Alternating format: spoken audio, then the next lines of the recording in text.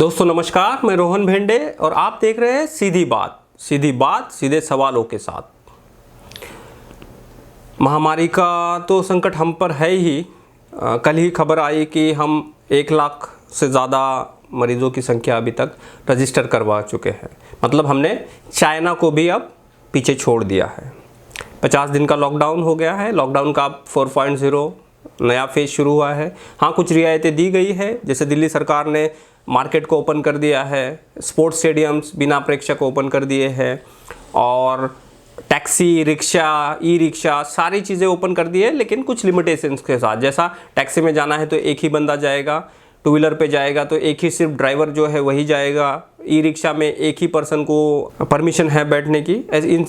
इसी प्रकार से चल रहा है। लेकिन दूसरे छोर पे हम क्राइसिस से आगे निकलने की या फिर क्राइसिस से निजात पाने की कोई भी व्यवस्था पिछले 50 दिनों में कर नहीं पाए हैं, और वह है हमारा माइग्रेंट लेबर का जो क्राइसिस है। वो महाराष्ट्र, गुजरात, वेस्ट बंगाल, पंजाब, राजस्थान और दिल्ली, ये ऐसे शहर हैं जहां सबसे ज़्यादा मजदूर काम करते हैं और ये माइग्रेंट लेबर है। तो इन माइग्रेंट लेबर का घर जाने का, क्योंकि अब 50 दिन हो गए बिना काम के वो उनका प्रोसेस चल रहा है, क्योंकि अभी काम तो टोटली बंद हो गया है। तो इसका मतलब यह हुआ कि उनके पास कोई भी काम नहीं है, तो अब वो घर जाना चाहते हैं। पैसे नहीं है। हाँ, सरकारी मदद खाने की दे रही है, लेकिन वो भी कितनी मात्रा में दे रहे हैं। सिर्फ दाल चावल से क्या उनका भुगतान हो पाएगा? ये सारे सवाल तो हम पिछले बहुत दिनों से उठा ही रहे हैं।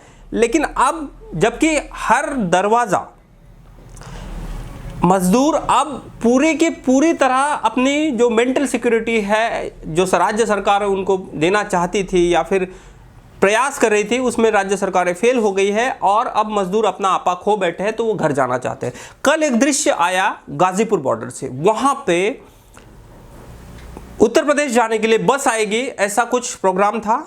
लेकिन जो चित्र निकल के आए, जो वीडियो फुटेज निकल के आए, उसमें दिख रहा है कि 10,000 20,000 लोग एक ग्राउंड पे खड़े हैं। इसका मतलब वहाँ ना सोशल डिस्टेंसिंग है, वहाँ ना और कोई सुविधा है, सैनिटाइजेशन है, कुछ भी नहीं है। तो हम जब 1 लाख केस पार कर गए, जब हम 100 केसेस थे, तो हमने लॉकडाउन किया। किस लिए किया? कि हम सोशल डिस्टेंसिंग मेंटेन करेंगे, लोगों का एक दूसरे से संपर्क नहीं होगा तो बीमारी नहीं फैलेगी। इन सारी चीज़ों पे हमारा ध्यान था। लेकिन समय आते आते यहाँ 1 लाख केस हम क्रॉस करें, उसी समय दूसरा दृश्य यह है कि वहाँ पे हजारों की तादाद में लोग, भीड़ जमा हो गई है और सरकार या फिर प्रशासन उसको हैंडल करने में टोटली नाकाम हो गया है। तो मेरा यह सवाल है, क्या प्रशासन को यह चीज़ पता नहीं थी कि कितने लेबर वहां पे है? क्या प्रशासन को यह चीज पता नहीं थी कि वहां पे कितने लेबरों का आवागमन होगा, वहां से कितने लोग रजिस्ट्रेशन के लिए आए? और अगर वहां पे 10,000 20,000 25,000 लोग रजिस्ट्रेशन के लिए आए, तो रजिस्ट्रेशन काउंटर पे सिर्फ 4 या 5 या 3 लोग क्यों है? क्या प्रशासन के पास इतने भी अधिकारी नहीं है? क्या प्रशासन 100 टेबल लगा के रजिस्ट्रेशन नहीं करा सकता था?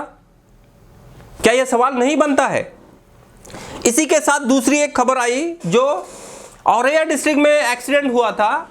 उस एक्सीडेंट में जो लोगों की मौत हुई, तो उत्तर प्रदेश गवर्नमेंट ने जो ट्रक भेजा लाशों को, उसी में जो एक्सीडेंट हुए में बचे हुए लोग हैं, जो घायल लोग हैं, उनको भी भेजा। तो क्या हमारे भारत सरकार के पास या उत्तर प्रदेश सरकार के पास इतनी भी पर्याप्त एम्बुलेंस नहीं है कि जो घायल लोग हैं उनको एम्बुलेंस में भेजा जाए? जो डेड बॉडी है उसमें उसको एक ट्रक में, ये कितना अमानवीय है कि डेड बॉडी के साथ उन लोगों को ट्रैवल कराया गया। एक ही ट्रक में एक साइड पे डेड बॉडी रखी है और दूसरे साइड पर वहां पे उन्होंने जो घायल मजदूर थे उनको रखा है। कैसी हमारे सरकारें ऐसी अमानवीय कृत्य करने को, उनको शर्म, थोड़ी सी भी शर्म क्यों नहीं आती है? तीसरी एक खबर आई गुजरात से।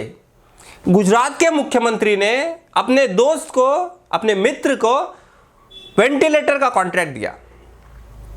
वेंटिलेटर उन्होंने ऑर्डर किए, वेंटिलेटर बिठाए गए। अहमदाबाद मिरर ने एक खबर छापी कि वो वेंटिलेटर ही फेक निकला।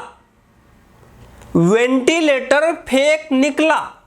ये कोई मोबाइल नहीं है, ये कोई मेरा पेन नहीं है, या फिर और कोई इलेक्ट्रॉनिक चीज नहीं है, वो वेंटिलेटर है जिससे मुझे मरीजों की जान बचाना है। राज्य सरकार, हॉस्पिटल एडमिनिस्ट्रेशन ये वेंटिलेटर इसलिए बुला रहे हैं क्योंकि हम कोविड क्राइसिस के लिए, कोविड क्राइसिस में हमारे पास दूसरा कोई उपाय ही नहीं, वेंटिलेटर ही हमारा सबसे बुनियादी जरूरत है।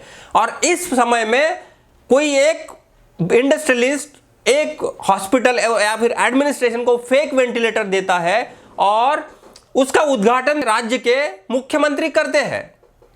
क्या यही गुजरात मॉडल है? क्या यह सवाल नहीं बनता है कि क्या सरकार, राज्य सरकार, क्या रूपाणी सरकार इतनी भी स्टेबल नहीं है, इतना भी कॉम्पिटिटिव नहीं है कि ये इन चीजों को हैंडल कर सके? रोज वहां से मजदूरों के क्लैशेस की खबर आ रही है, पुलिस उन लोगों को मार रही है।